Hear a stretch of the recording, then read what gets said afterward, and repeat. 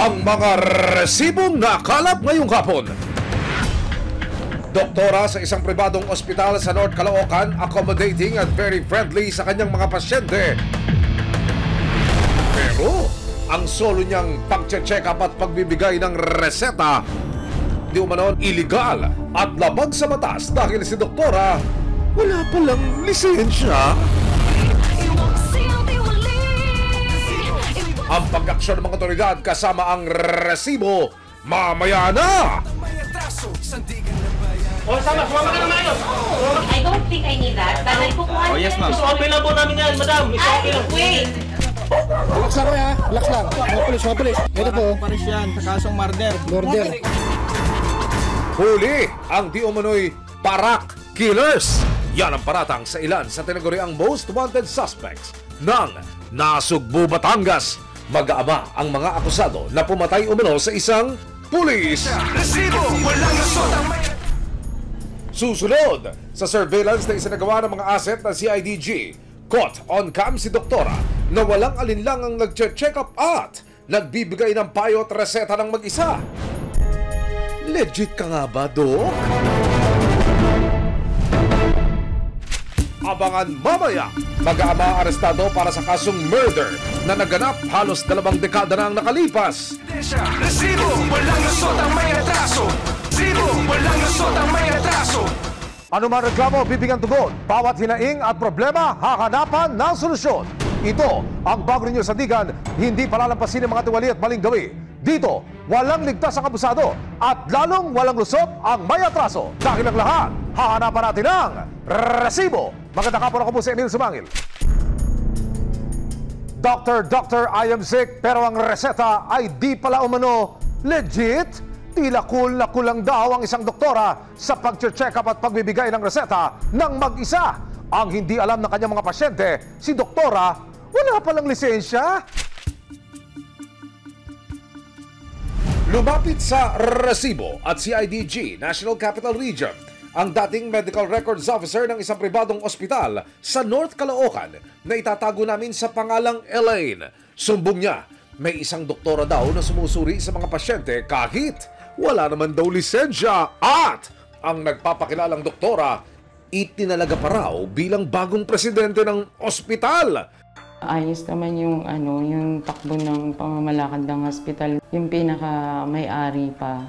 Hanggang sa nung namatay siya at nabago na yung management, saka dumating tong nagpapakilala na. Sabi niya kasi bilang stockholder, karapatan niya na mag-duty as a doctor. Pero kasi hindi pa siya nakapasa sa board exam.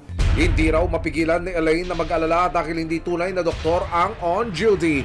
Dahil dito, kinumpronta na raw ni Elaine si doktora na nagngangalang Janelle Nicolas. Bali sa meeting kasi, nung pinaalam na niya na mag-duty siya, sinabi ko na hindi pwede kasi hindi ka naman licensed doctor. Inanuhan niya ako ng misconduct. Sinimulan niya na babaan ang sahod ko, tapos inilegal terminate niya ako. Susunod sa pagsasaliksik ng resibo, nakakuha po kami ng kopya ng dokumento mula po sa Professional Regulation Commission. Lumalabas po na noong October 2023, isa ang akusado sa mga kumuha ng pagsusulit. Nakakuha din po ang resibo ng listahan ng mga lumusot o yung pumasa sa board exam. Wala po ang pangalan ng akusado sa listahang hawak ko ngayon. Pamilya ng pulis na pinatay di umano noong 2006. Makakamit na kaya ang matagal nang hinihintay na hustisya? Resibo, walang lusot ang may atraso. Resibo, walang lusot ang may atraso. Nag-duty raw bilang general physician sa isang pribadong ospital sa North Caloocan ng isang babae na nakapagtapos ng medisina pero hindi naman daw board passer sa mga resetang ibinigay ng complainant na si Elaine sa mga operatiba ng Criminal Investigation and Detection Group NCR. Makikita na may 2 tatak sa ibabang bahagi ng papel. Pangalan ng isang doktor na may license number at katabi nito, pangalan ng nagpakilalang doktora na si Janelle Nicolas na walang makikitang kahit anong license number. Kapag undergraduate trainee ka, may naka-direct supervision. Pero wala naman yung talagang doktor na yun. Kumbaga, hindi siya physically present. Ayon sa certificate mula sa PRC, kumpirmadong walang lisensya si Janelle Nicolas. Sa pagsasaliksik ng resibo, nakakuha po kami ng kopya ng dokumento mula po sa Professional Regulation Commission. Lumalabas po na noong October 2023, isa ang akusado sa mga kumuha ng pagsusulit. Nakakuha din po ang resibo ng listahan ng mga lumusot o yung pumasa. Wala po ang pangalan ng akusado sa listahang hawak ko ngayon. February 19, nagkasana ng isang surveillance entrapment operation ang Criminal Investigation and Detection Group National Capital Region o CIDG-NCR.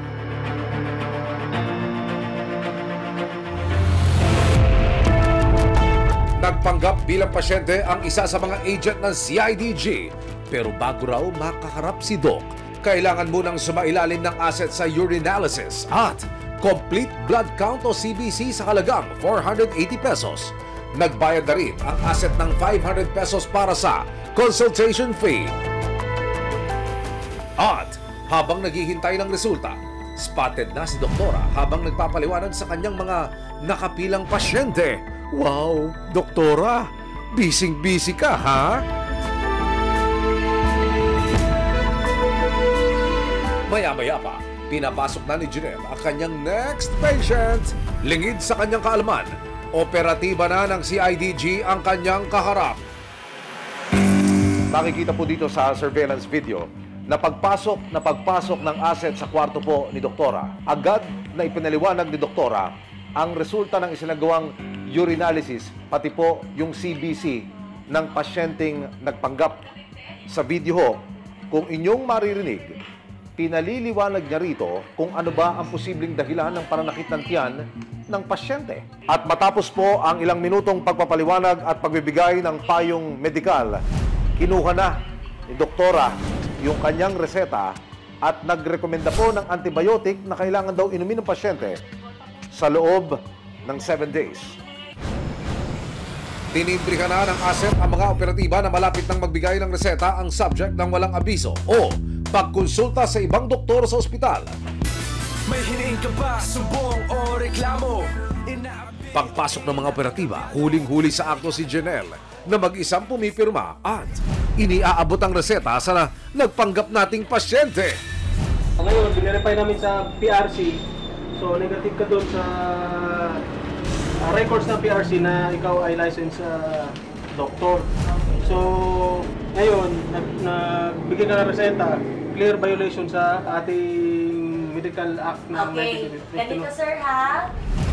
Meron na kaming DOH. I-effect mo na arrest. Basahin mo na. Wait lang po ha.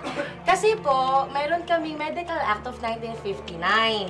Ngayon po, doon sa Medical Act of 1959, graduate physicians are allowed to limited practice of medicine with the direct supervision of a licensed physician. Okay, wait lang po ha, Attorney Calo.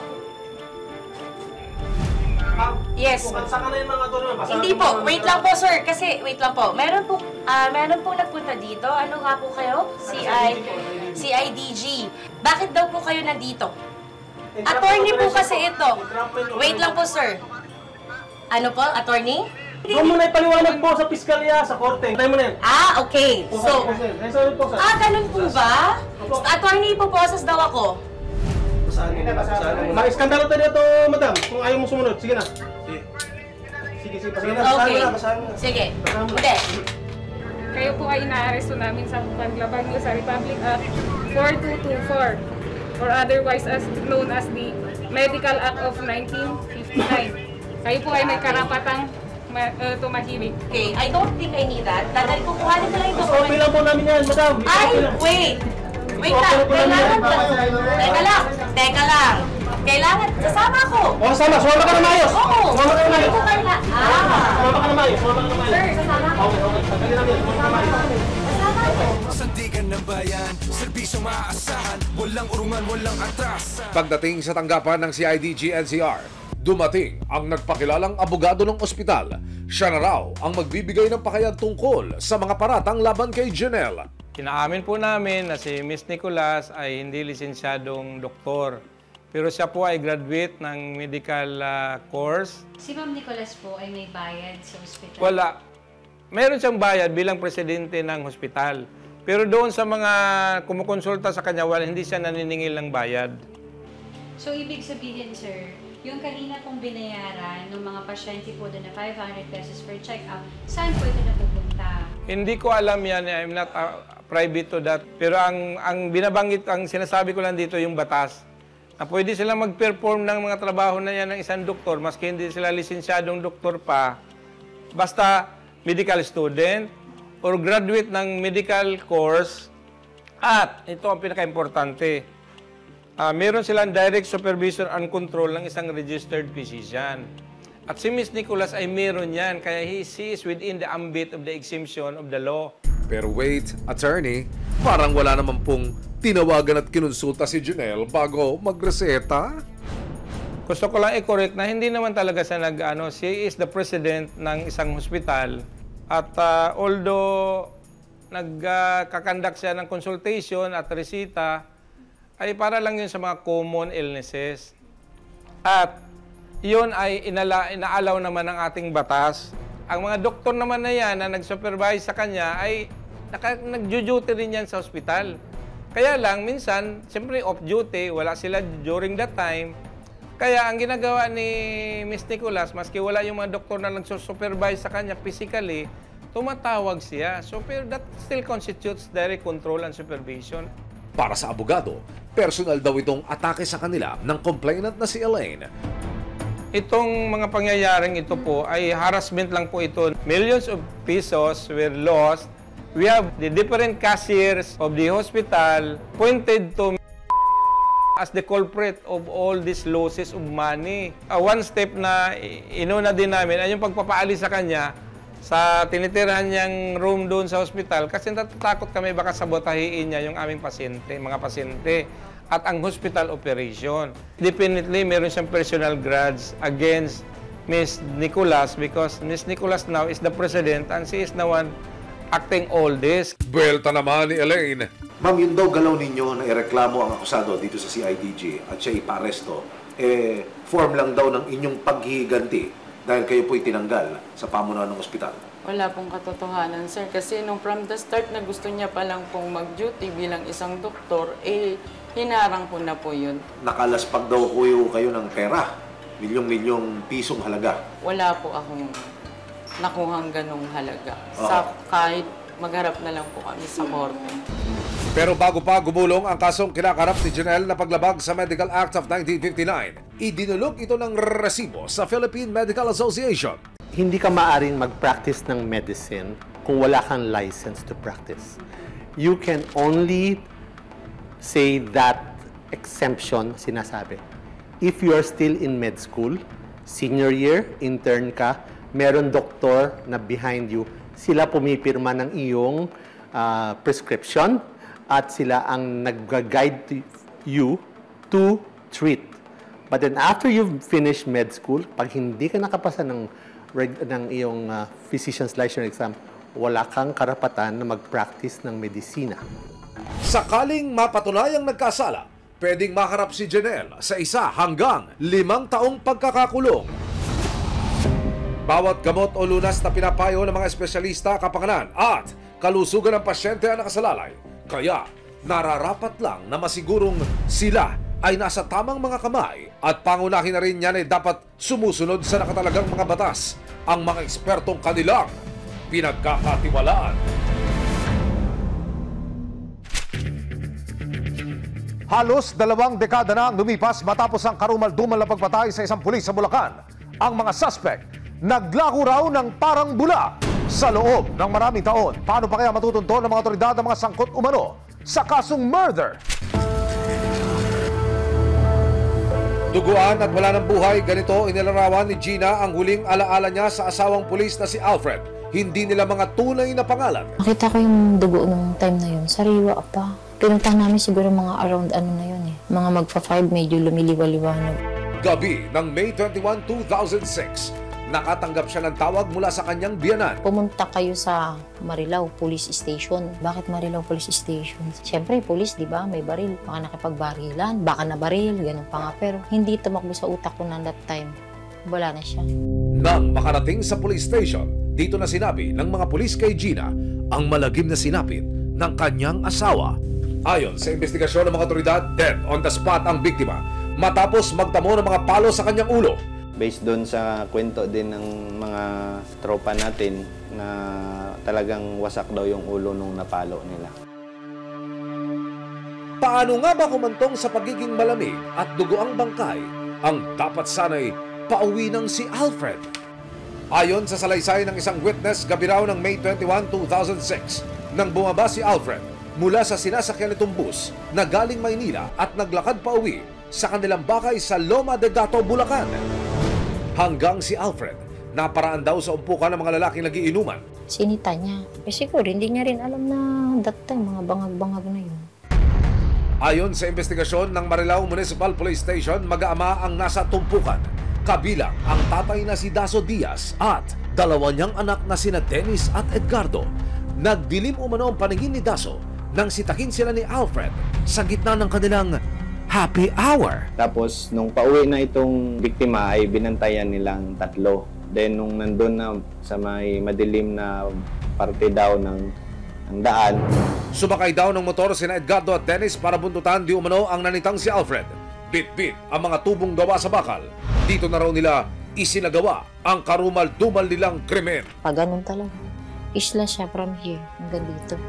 So yung palo niya pag ganun, para kang palayok na pag naghahataw ng palayok. Ayon sa death certificate ng biktima, nagtabo si Alfred ng intracranial hemorrhage o internal bleeding due to blunt traumatic injuries to the head. Dahil maagang nabiyuda na iwan kay Gina ang tatlo nilang mga anak na nooy siyam, 10 at 12 taong gulang pa lamang. Andun ako sa state na nung bumalik ako doon sa katotohanan na paano ko bubuhayin yung mga anak ko. Kuwento ng isa sa mga naulilang anak ni Alfred, kahit 2 dekada na ang lumipas, hinahanap pa rin niya ang kalinga ng isang ama. Hindi na pala uuwi yung papa ko kahit kailan. Kahit nagkakaedad ka na nagdadalaga ka, hahanapin mo pa rin yung alaga ng papa mo talaga. 1 taon matapos ang krimen, July 17, 2007, naibaba ang warrant of arrest laban sa magkapatid na sina Dennis at Edgardo at sa ama nilang si Daso. Pero mag-ama, naglaho na raw na parang bula. Masyado din silang particular doon sa pagtatago nila siguro na malayo sa lugar kung saan nangyari ang insidente at kung saan sila merong kaso, para at least doon sa mga lugar na medyo limited lang yung tao na nakakakilala sa kanila. Sa patuloy na pagtuntol ng mga otoridad sa mga suspect January 2025, halos 2 dekada na ang lumipas, nakatanggap ang Criminal Investigation and Detection Group Pampanga Field Unit ng isang tip mula sa isang informant. May nagtatago raw ng mga suspect sa isang farm sa Nasugbu, Batangas. Ibig sabihin, Dep, lumalabas po na yung nagbebenta ng manok ang nagsabi doon sa informante ng CIDG. There's an occasion na nagkita to si tsaka yung informant from Bulacan na si pag napagkwento, nabanggit ngayon po ito na, uy pare, may warrant ako sa amin ito. Tingnan mo nga, totoo po talaga yung warrant. Nang makumpirma ang pagkakilanlan ng mga tinutukoy na suspect, February 13, 2025, mula sa Pampanga, nagtungo ang CIDG PFU sa Nasugbu, Batangas kasama ang resibo. Pagpasok sa naturang farm, nag-aagahan ng isa sa mga suspect na si Dennis. Relax. Relax lang kuya, relax lang. Ito po lang kuya. Ito po. Pares yan sa kasong murder. Kuya Dennis, May 21, 2006. Remember? Ang ilan sa mga lalaki sa paligid, tila nakikiusyoso lang sa nagaganap na pagdakip kay Dennis, pero teka! Ang isa pala sa mga nagmamasid, siya na palang pangalawang suspect na si Edgardo. Dinakip ng mga operatiba ng CIDG PFU ang magkapatid. Ang isa pang sangkot di umano sa krimen na kanilang ama na si Daso, natuntun din ng mga otoridad sa kabilang barangay. Kami mga CIDG Pampanga po, no? Dinala sila sa custodial facility ng CIDG PFU at nakaharap sila sa kasong murder. Kung sakaling mapatuloy ang nagkasala, pwede silang makulong ng habang buhay. Susubukin po nating makapanayam itong mga akusadong mag-aama. Baka ngayon ay makapagbigay ng komento tungkol sa kaso. Daso? Mang Daso? Aha. Meron ba kayong komento? Kayo ho'y nilabasan ng warrant of arrest ng korte. Wala po, sir. Yung kapatid mo, pwede bang makatanong? Ano masasabi niya? Si tatay ba may komento rin? Para lang parehas yung balita. Meron ho kayong mensahe sa pamilya ng complainant nyo? Yung nagsampa ng reklamo sa inyo. Baka meron ho kayong mensahe. So, inaantay nila yung kanilang abogado at yun na lang daw ang magsasalita.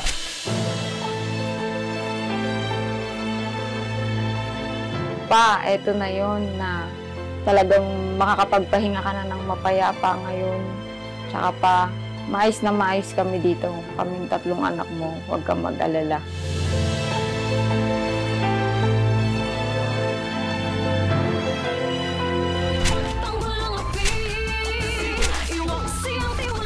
Mga kapuso, simula March 2 linggo, mas pinaaga at mas pinalakas na ang resibo.